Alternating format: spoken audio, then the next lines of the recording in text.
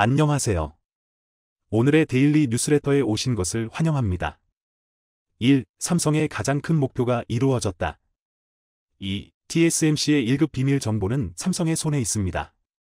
3. 한국의 힘은 새로운 정점에 도달했습니다. 한번 진실을 알아봅시다. 최근 몇 년 동안 삼성은 반도체 기술 분야에서 놀라운 강력함을 입증하여 경쟁 업체들이 부러움을 느끼게 했습니다. 세계 최고 수준의 반도체 제조업체로서 삼성은 이 산업에서 끊임없는 진보와 혁신의 상징이 되었습니다. 삼성에 주목할 만한 성과 중 하나는 강력한 엑시노스 칩을 개발하고 생산하는 것입니다.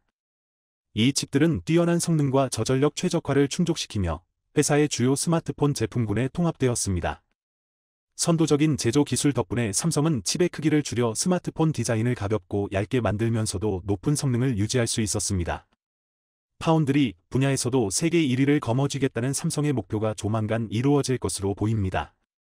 실제로 작년에 삼성의 파운드리 영업이익이 사상 처음으로 2조 원을 돌파하며 역대 최대치를 기록하면서 TSMC를 코앞까지 추격한 건데요. 반도체 업계에 따르면 삼성은 메모리 반도체 시황 악화라는 위기에도 불구하고 작년 기준 파운드리 매출이 20조 원, 영업이익이 2조 원을 넘어선 것으로 확인됐습니다. 그리고 이런 호조 덕에 작년에 4분기 메모리를 포함한 삼성 반도체 전체 영업이익이 적자 전환을 면한 것으로 전해졌습니다. 그런데 올해 역시 삼성의 파운드리 사업이 지속적인 성장세를 보이며 작년과 비슷한 가운데 더 증가할 수 있을 거란 전망이 금융투자업계에서 쏟아지고 있다고 합니다. 실제로 메모리 사업은 수십 년 동안 상승과 하락의 사이글을 오갔지만 파운드리는 그런 사이를 그리지 않기에 삼성의 파운드리 사업이 확대될수록 엄청난 의미가 있는 겁니다. 상황이 이러자 세계 최강 기술이라고 자부하던 TSMC가 엄청난 위기의식을 느끼고 있다고 하는데요. 특히나 이번에 삼성이 공개한 신기술에 좌절하며 TSMC 임원들이 긴급회의를 소집했다고 해 반도체 업계에선 이미 삼성에게 판세가 기울어졌다는 이야기가 나돌고 있다고 합니다. 이렇게 삼성이 신기술로 TSMC를 밟아버리자 대만은 크게 충격을 받은 분위기인데 설상가상으로 TSMC의 지정학적 리스크까지 터지며 정신을 못 차리고 있다고 합니다. TSMC가 그토록 자랑하던 반도체 기술을 삼성에 뺏기게 된 상황에 대해 자세히 알아보겠습니다. 파운드리 절대강자 TSMC의 매졸이 4년 만에 감소하기 시작하면서 최근 파운드리 부문에서 폭풍 성장 중인 삼성과 정반대의 흐름을 보이고 있습니다. 글로벌 경기 침체로 파운드리 쪽도 어려운 상황을 겪고 있지만 TSMC와 삼성의 상황이 전혀 다른 모습을 보이고 있어 주목되고 있는 건데요. 반도체 업계에 따르면 TSMC의 올해 3월 매졸은 1,455억 대만 달러, 우리 돈으로 6조 원으로 작년에 같은 기간 1,700억 대만 달러를 기록했던 것에 비하면 매출이 15%나 감소했습니다. 월 매출 기준으로 봤을 때에도 TSMC의 올해 3월 매출은 2021년 10월 이후 17개월 만에 최저치를 기록하며 바닥을 기었습니다. 이렇듯 TSMC는 경기 불황에 따른 IT 기기 수요 감소 영향을 직격탄으로 받으면서 대만의 신공장 건설 계획을 연기하는 등 투자에서도 속도 조절에 나섰습니다. 심지어 최근 반도체 업계에서 TSMC 목구에서 난리가 났던 ASML의 EUV 노광 장비 주문량의 납품 기한도 연기했다는 소식까지 들려올 정도로 최악의 상황이 펼쳐지고 있다는데요. 반면에 삼성에게는 TSMC와는 전혀 다른 상황이 펼쳐지고 있는데 실제로 최근 파운드리 가동률이 올라가는 엄청난 일이 벌어지고 있는 중입니다. 반도체 업계에 따르면 삼성의 12인치 파운드리 가동률은 2분기 현재 90% 수준으로 글로벌 경기 침체로 작년에 80% 안팎까지 떨어진 가동률이 최근 10%포인트 상승했습니다. 반도체 업계가 전반적으로 힘든 상황을 겪고 있음에도 불구하고 삼성이 이렇게 선전할 수 있었던 건 최신 공정인 4대 5나노 수율이 안정화되면서 고객사의 주문이 늘었기 때문입니다. 4, 5나노는 반도체 업계에서 가장 앞선 최선단 공정으로 자율주행을 위한 차량용 AP나 ADAS용 반도체 공정으로 주목받고 있으며 급성장한 AI 반도체 역시 이 공정을 활용해 생산되고 있습니다. 실제로 4나노 기반의 AI, 자동차용 칩 생산과 관련한 문의가 늘고 있으며 일부 대형 고객사들은 삼성에게 시제품을 요청한 것으로 알려졌습니다. 여기에 더해 반도체 설계부터 양산까지 진행하는 삼성만이 할 수 있는 턴키 프로젝트가 급증하고 있어 TSMC와는 차별화되고 있다는데요. 그런데 심지어 이제는 TSMC가 자랑하던 후공정 기술에서도 삼성이 비밀병기를 꺼내들면서 추월하는 상황이 됐다고 합니다. 반도체 업계에 따르면 최근 삼성은 첨단 패키징 기술인 펜하우스 웨이퍼레벨 패키지 파울프를 올해 4분기부터 양산 라인에 본격 도입하겠다고 예상 시점을 구체적으로 밝혔습니다. FOWLP는 삼성의 파운드리 라이벌인 대만의 TSMC가 강점을 갖고 있는 패키징 기술로 앞서 TSMC는 이를 무기로 사마 애플의 스마트폰용 칩 물량을 싹쓸이하기도 했습니다. FOWLP는 칩 두께를 혁신적으로 줄일 수 있는 데다 시간도 절약하고 원가도 절감할 수 있는 엄청난 무기인데요. 실제로 TSMC는 이 기술로 현재 연간 평균 11%씩 성장이 예상되는 펜아웃 시장 생산량 중 48%의 점유율을 차지할 만큼 TSMC에겐 핵심으로 꼽힙니다. 이에 삼성은 2018년부터 동그란 웨이퍼가 아닌 사각형 모양으로 재배열에 패키징하는 패널 레벨 패키지로 TSMC 기술에 대응했지만 방향을 바꿔 PLP와 WLP 기술을 투트랙으로 전략을 선회했습니다. 그간의 이런 노력 덕분에 삼성은 올해 4분기부터 프리미엄 시스템 반도체 엑시노스의 FOWLP를 적용하게 됐으며 이에 따라 반도체 핵심 분야로 꼽히는 패키징 분야에서도 TSMC를 추격하는데 막바지에 다다르게 됐습니다. 여기에 더해 삼성은 FOWLP 기술 외에도 패키징 고도화를 위한 다양한 준비 과정을 마치 TSMC가 보란듯이 마음먹고 공개했는데요. 재작년에 삼성이 기판 위에 4개 HBM을 얻는 아이큐브 4분들 공개한 적이 있었는데 이 기술 또한 내년 4분기면 HBM 탑재 수를 12개로 늘린 아이큐브 12분들 구현할 수 있는 것으로 전해졌습니다. 이렇듯 삼성이 패키징 기술 개발에 박차를 가하고 있는 건 이 분야가 차세대 반도체 시장 승부처로 꼽히기 때문입니다.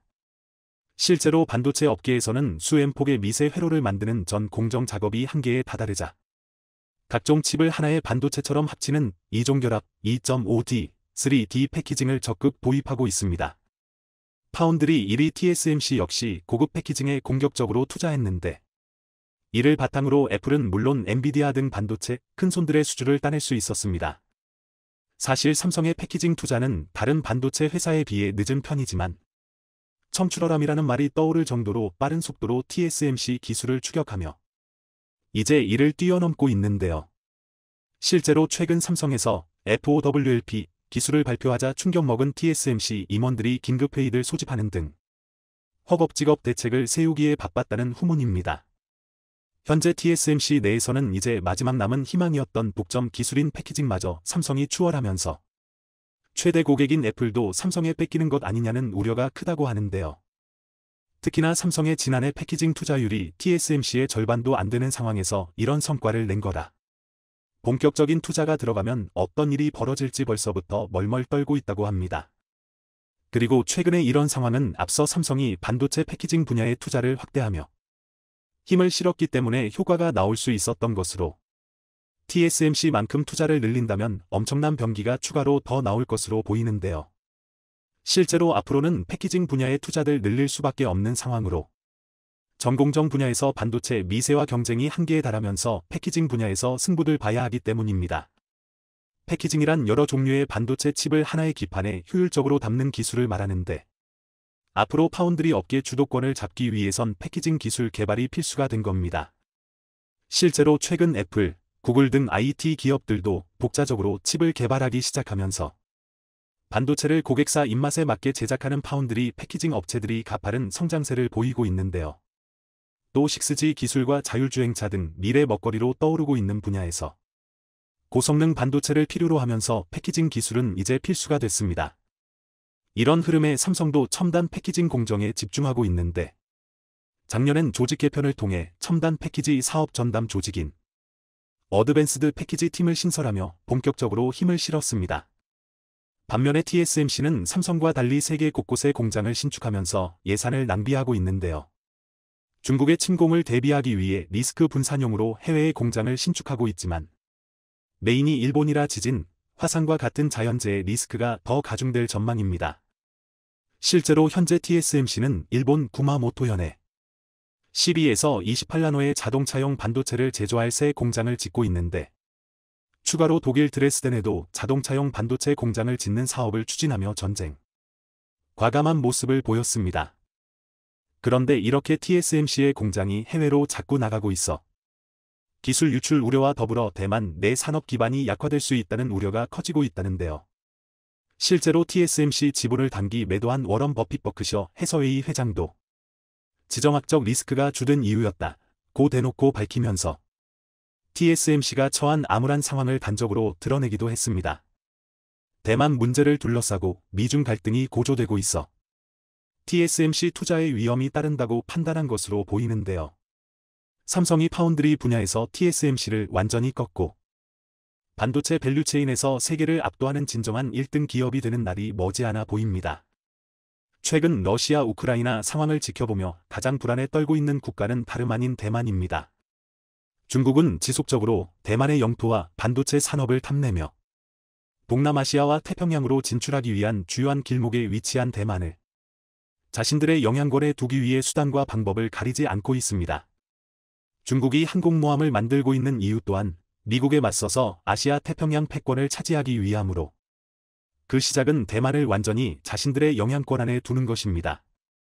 2023년 올해 상반기 안으로 중국이 자체 제작한 003형 항공모함이 진수 대기 중이며 실전 배치가 완료되면 남중국해와 태평양 일대에서 중국의 군사력을 강화하고 유사시 대만의 지원원은 국제사회의 함대를 사전에 차단하기 위한 역할을 수행할 것으로 보입니다.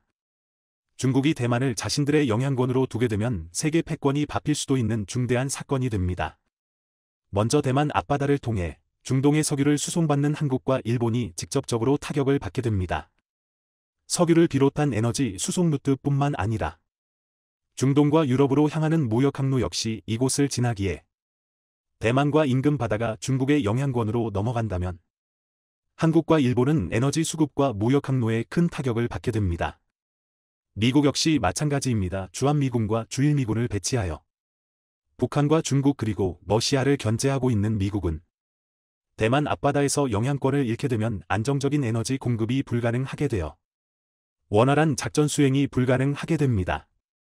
이렇게 대만은 지정학적으로도 중요하지만 무엇보다 대만이 중국에게 넘어간다면 가장 우려되는 부분은 반도체와 같은 첨단 산업 분야입니다. 국제사회의 제재를 받으며 첨단 과학기술 발전이 정체되어 있는 중국이 반도체마저 손에 넣게 되면 한국은 물론이고 전 세계에 안 좋은 영향을 주게 되는 것은 명백한 사실입니다. 이렇게 자신을 호시탐탐 노리는 중국에게 맞서기 위해 대만은 스스로의 국방력을 키우는 것은 물론이고 자신이 가진 반도체 공급망을 이용해 유사시 전 세계가 대만을 도와줄 것이란 주장을 하고 있습니다. 하지만 최근 대만을 목숨 걸고 지켜주는 줄 알았던 미국이 다시 애매모호한 입장으로 태도를 바꾸면서 유사시 미국의 대만 개입은 불투명해진 상황입니다. 6월 3일 미국 국무부에서 공식적으로 대만의 독립을 지지하지 않는다라고 밝히면서 대만 여론은 난리가 난 상황이라고 하는데요. 여기에 추가적으로 미국에서 도입하기로 한 팔라딘 자주포의 계약 취소와 패트리어트 방공 미사일의 계약 취소 역시 대만 국민들을 불안하게 만들고 있는 상황입니다. 불과 며칠 전만 해도 바이든 대통령은 중국이 대만을 침공한다면 개입하겠냐는 질문에 당연히 참전하겠다는 발언으로 세계를 놀라게 했지만 일주일도 안 되어 기존 입장을 뒤집고 있는 상황입니다. 대만이 이렇게 불안정한 지정학적 위치에서 갈팡질팡하는 사이 한국에게 반도체 기술력마저 전부 따라잡히고 있습니다.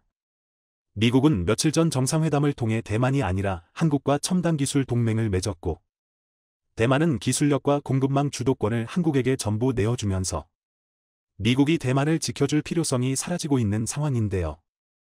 지난해 9월 미국은 대만의 자주포 구매 요청을 승인하며 2023년에 첫 인도를 시작해 2025년까지 40문의 자주포를 인도한다는 1조 원 이상의 대규모 프로젝트를 승인했습니다. 대만이 도입하려던 팔라딘 자주포는 155mm 화포를 장착하고 있으며 30km의 기본 사정거리를 통해 섬나라인 대만에 상륙하기 위한 중국 군함과 상륙정에게 막대한 부담을 안겨주는 무기입니다. 하지만 며칠 전 미국 국무부에선 러시아 우크라이나 상황으로 군수물자가 부족하다는 이유를 들며 대만에 허가했던 자주포 판매 계약을 돌연 취소하는 등 호의적이었던 태도를 급격하게 바꾸고 있습니다. 대공 방어 무기인 패트리어트 도입 과정에서도 비슷한 일이 일어나고 있습니다. 대만 국방부 장관은 3년 전 미국과 추가로 계약한 최신형 방공장치의 도입이 순조롭지 않다고 밝혔습니다.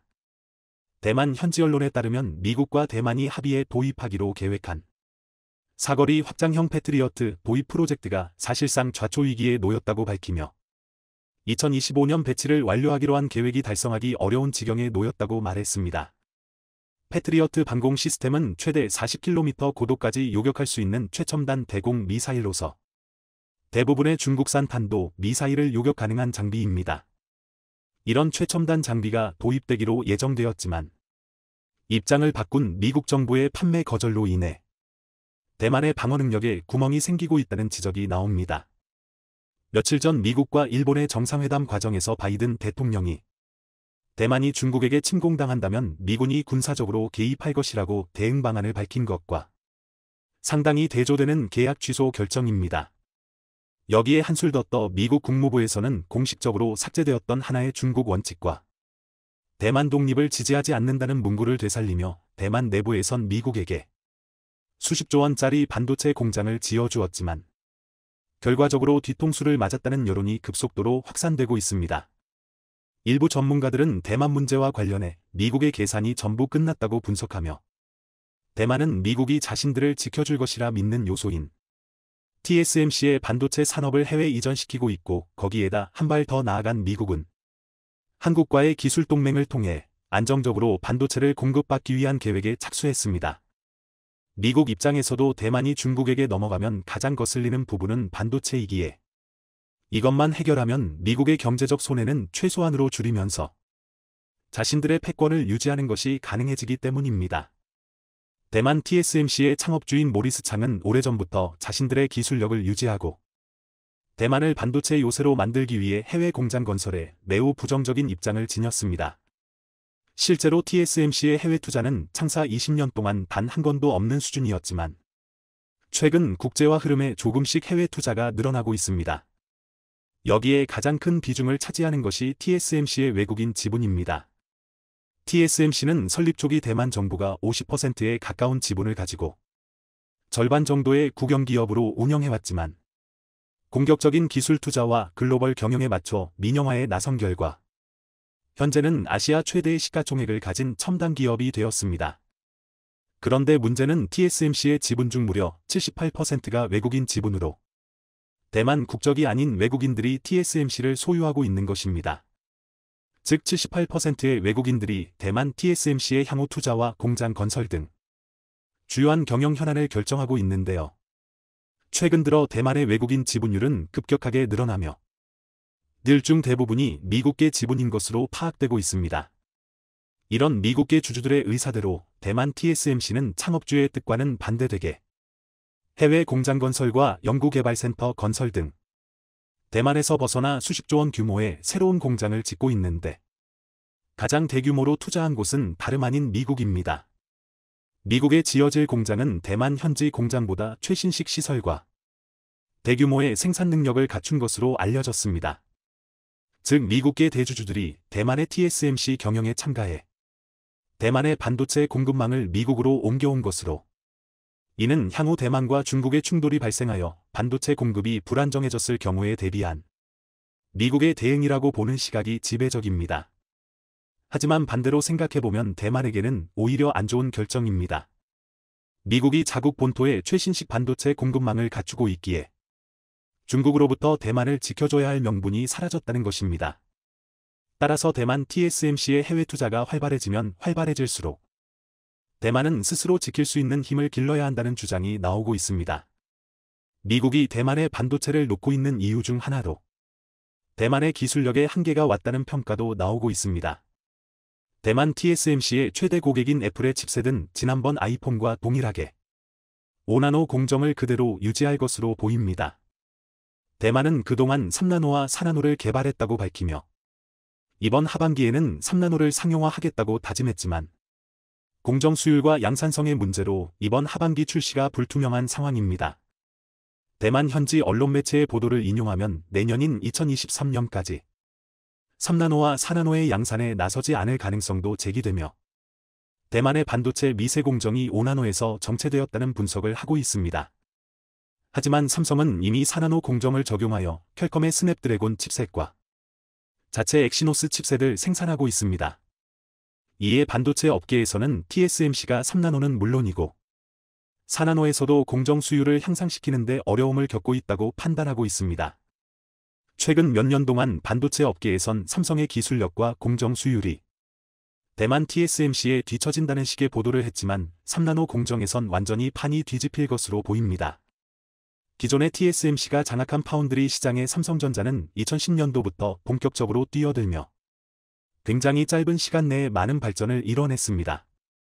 하지만 TSMC가 열심히 준비한 미세 공정에서는 이기기 어렵다는 판단하에 3나노부터 판세를 뒤집을 작전을 계획했고 최근 완벽히 먹혀들어가고 있습니다. TSMC가 3나노에서 어려움을 겪는 이유는 기존 미세 공정과 똑같은 핀팩 공정을 그대로 적용하고 있기 때문입니다. 하지만 삼성은 이런 문제를 미리 예측하고 핀팩보다 완전히 발전된 구조인 GAA 구조로 개발을 주도하여 반도체 업계 전문가들은 3나노 공정부터는 삼성과 TSMC의 기술 격차는 상상을 초월할 정도로 벌어질 것이라 분석했습니다. 삼성의 GAA 구조는 세계 최초로 적용되었으며 이에 위기감을 느낀 TSMC는 2나노 공정에 GAA를 적용하겠다고 밝힌 바 있습니다. 대만은 자신들의 반도체 산업을 믿고 국제사회가 대만을 지켜줄 것이라 착각했지만 최근 미국의 첨단무기 판매 불가 결정으로 모든 계산이 끝난 것으로 보입니다. 대부분의 대만 공장은 미국에도 지어지고 있으며 기술 동맹을 맺은 한국의 반도체 기술력은 대만 TSMC보다 더 앞서 나가고 있습니다. 경제 분야에서도 비슷한 일이 일어나고 있습니다. 중국을 압박하기 위한 경제 협력기구인 인도 태평양 경제 프레임워크 IPEF에서 대만은 참여하겠다는 의사를 강력하게 밝혔지만 미국은 중국의 눈치를 보면서 대만의 참여를 거부했고 IPEF 수준에 한참 못 미치는 무역 이니셔티브 창설에 합의했습니다. 대만 내부에서는 IPEF만큼이나 효과적인 경제협력이라 홍보하고 있지만 전문가들은 사실상 범위가 조금 더 넓은 FTA라고 보고 있습니다. 2023년 올해 대만의 1인당 국민소득이 한국을 넘어설 것이라며 좋아했지만 최근 대만의 상황을 보면 걱정해야 할 일들이 태산인 상황입니다. TSMC가 고개를 숙였습니다. 삼성을 따라잡기 위해 부랴부랴 뛰어든 3나노 공정이 사실상 실패했다고 인정한 것인데요. TSMC의 성장 동력이 한풀 꺾인 가운데 삼성이 완전한 시장 탈환을 위해 반격을 시작했습니다. 국제 제재를 역이용하고 소부장을 국산화하며 중국과 대만의 몸쪽 깊숙이 들어가는 묵직한 훅을 계속해서 날리고 있죠. 완전히 물살을 탄 삼성은 이제 심지어 세계 1위 독점 기업의 아성까지 깨뜨리고 있는데요. 급변하는 반도체 시장의 근황 함께 알아보겠습니다. 얼마 전 대만의 TSMC는 신랄한 비판을 받고 굴욕을 감수해야만 했습니다. 삼성의 뒤를 따라 만든 3나노 공정 반도체가 사실상 별 효용이 없는 무늬만 3나노였음이 밝혀졌기 때문입니다. 반도체 전문 매체 위키칩은 TSMC가 국제전자소자학회 IEDM 2022분에서 발표한 내용을 인용해서 3나노 기반 SRAM은 이전 제품 대비 공정 미세화의 진전이 없고 보도했습니다. TSMC의 3나노 1세대 N3 공정에서 생산된 SRAM은 반도체 셀 면적이 5나노 기반 칩 대비 불과 5%밖에 차이가니 않았습니다. 3나노 2세대 N3 이 제품과 비교하면 아예 면적이 동일하죠. 위키칩은 255mm의 다이 크기에서 SRAM이 17.6% 면적을 차지하는 칩을 3나노와 5나노로 각각 제작했을 때를 가정해서 SRAM의 비중을 비교했습니다. 3나노 공정을 적용하면 다이 크기는 44mm 1호 SRAM은 거의 30%를 차지했습니다. 5나노로 만들었을 때 SRAM의 비중은 22.5%로 3나노로 만들었을 때가 오히려 더 높은데요. 결국 SRAM의 면적을 줄이고 비용을 절약하는 데에 TSMC의 3나노가 유리하지 않다는 게 위키칩의 결론입니다. TSMC도 이 문제점을 파악하고 SRAM의 면적을 획기적으로 줄일 수 있는 진보된 N3S 공정을 개발하고는 있습니다.